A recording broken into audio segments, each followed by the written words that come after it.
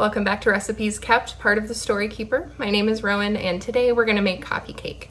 This is my grandmother's recipe that she saved. I don't remember her ever making this and the card doesn't look particularly used, so I don't think it's something that she made frequently or possibly ever.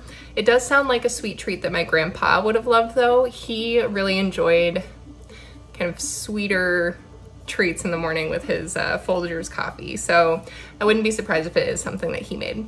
There are very few instructions on this card, so we're kind of winging it based on some past coffee cake recipes that I've made. We'll see how it goes. If it turns out, that's great. If not, perhaps we've learned for next time. I've got the full recipe below, and you can also find it on rowanthewriter.com. I'll link to that too. One of the things that we're going to learn together is what size of pan we're supposed to use. It is not listed on this card. We've got a amount of time and we have a temperature to set the oven to, but we don't know what pan size. We might be doing a 9x9 or we might be doing a 9x13. It really depends on how much batter the recipe makes and then also how long we need to bake it for, which is 45 minutes. My suspicion is we'll be doing a 9x9, but we'll see. Also, I wanted to show you the cute new apron I got. It's fall, y'all.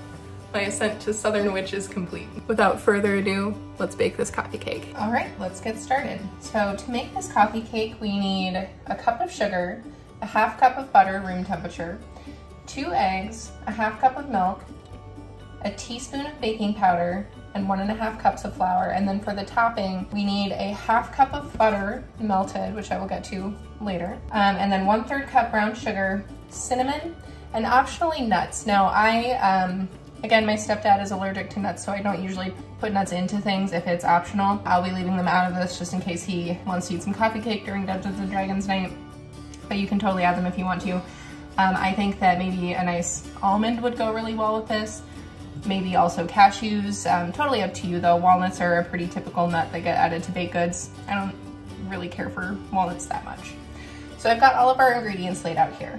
And then as far as what size pan we need, I'm not really sure. I don't know how much batter this is going to make, so we're gonna wait to see if it's a 9x13 or a 9x9 square Pyrex. I'm pretty sure it's gonna be the square Pyrex, but we'll have to see. So the instructions here say 1 cup of sugar and a half cup of butter creamed together.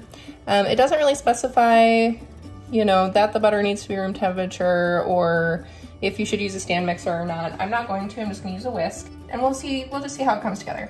I also didn't sift the dry ingredients together because I don't think that that's really necessary for coffee cake.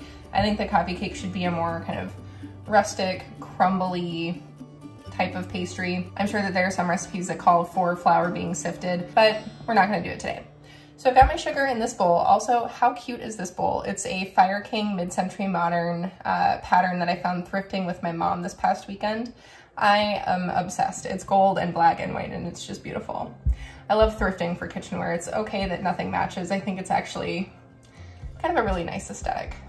Okay, so we're gonna go ahead and mix in our room temp butter to our sugar.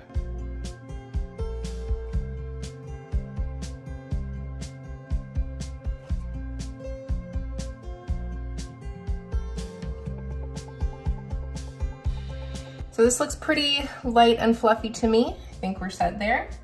Then we need 2 eggs, half cup of milk, baking powder, flour, and that all needs to go in here. What I'm gonna do is eggs first, and then the milk, and then the dry ingredients. As always, 1 egg at a time.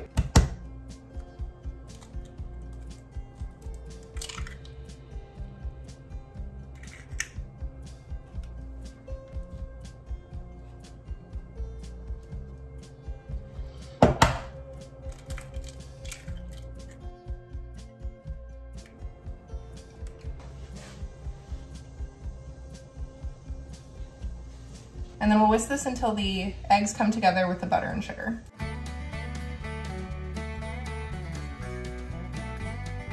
So it's a nice cake batter yellow. And now we need the milk, 1/2 cup.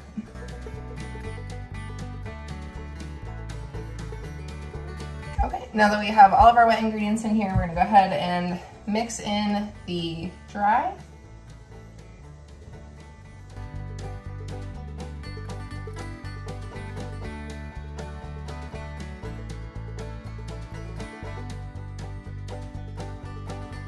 Okay, and then one last thing. This recipe does not call for salt, but not adding salt to a sweet pastry can make it very cloyingly sweet. So I'm gonna do a pinch of salt in here even though it's not in the recipe. Okay, really not much, maybe 1/8 of a teaspoon. So here's what we have. It's not that much batter. This is a smaller, Fire King bowl.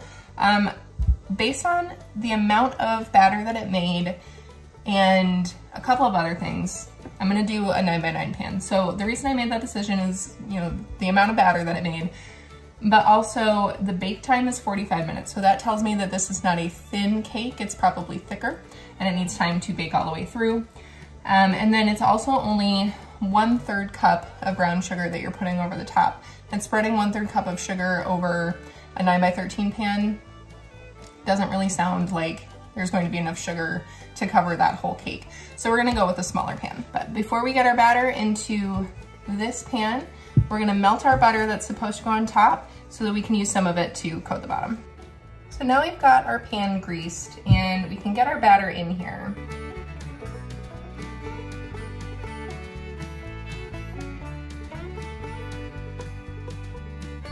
The batter is in. Now let's discuss the lack of directions on this card. So it says, melt the butter and brush over top. Cover with cinnamon, sugar, and nuts. Bake about 45 minutes, 350 degrees. So I've got the oven at 350, got the pan. Very glad I went with the size. It definitely would not have worked in a 9x13. But I'm a little confused on when to add the butter. Do I cook it first? I don't think so. So I think what they're going for here is almost like a mock streusel. We're gonna put the butter on now and the sugar and cinnamon and then let it bake for 45 minutes because it should get kind of crunchy and crumbly on top, or maybe it'll caramelize. I don't know.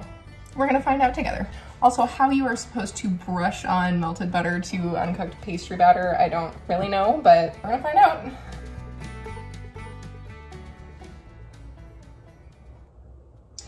Okay.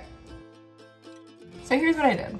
I just poured it on top and then kind of jiggled this pan around. The butter, generally speaking, is on top. We're gonna go with it. So we've got our little cinnamon here. We're just gonna sprinkle. There is no instruction for how much to use. I'm gonna use a fair bit because I really like a very cinnamony coffee cake. Then we've got our brown sugar. So this should, got a little flour on it. Don't worry, it's fine. Should kind of crumble. We obviously did a packed 1/3 of a cup. So we're just gonna kind of crumble this around the coffee cake. I love brown sugar. I am absolutely guilty of just eating it straight out of the bag. Not frequently, but whenever I'm baking. All right, here's what our coffee cake looks like. I'm gonna put it in the oven for 45 minutes or until a toothpick comes out clean in the center. I'll probably start checking it around the 30-minute mark just because it is not a lot of batter and I don't want to burn it or have it be too dry. It is a fairly low temperature. It's 350 degrees, so we'll see. I think 30 to 45 minutes will be a fair range. I'll see you in 45 minutes.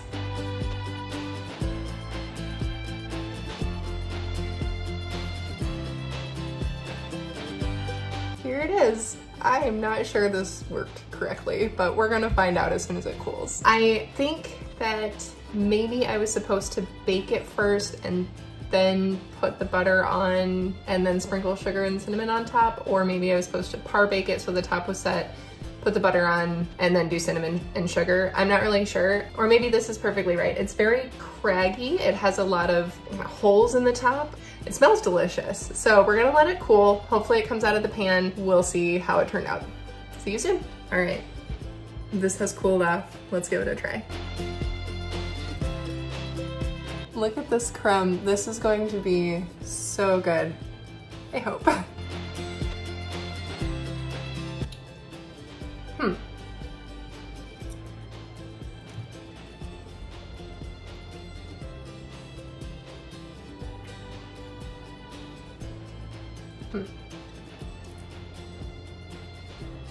It's not quite crumbly like a coffee cake usually is. And it's weird not to have a streusel on top, but it's a good imitation of coffee cake. It's definitely baked correctly. It's baked for the right time. It took about 40 minutes at 350 degrees in the 9x9 pan. Maybe this is what coffee cake used to be like, maybe? It's not as sweet as I thought it would be, which is interesting. I'm gonna eat it, obviously. Thanks so much for joining me on Recipes Kept. Let me know if you make this coffee cake, and if you have any questions, leave them in the comments below. Thanks so much for subscribing. We'll see you soon.